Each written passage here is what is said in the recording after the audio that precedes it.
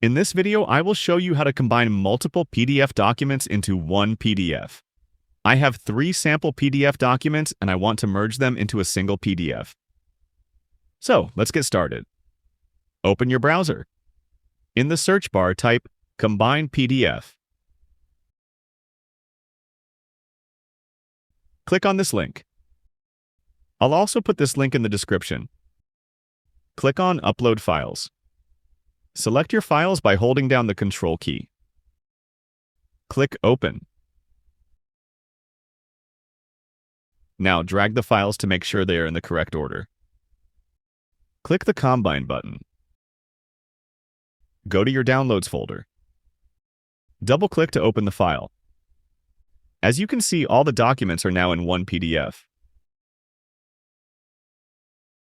Feel free to reach out if you encounter any issues during the process.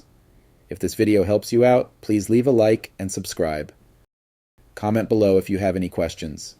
If you need further assistance, consider hiring a professional using the link in this video below.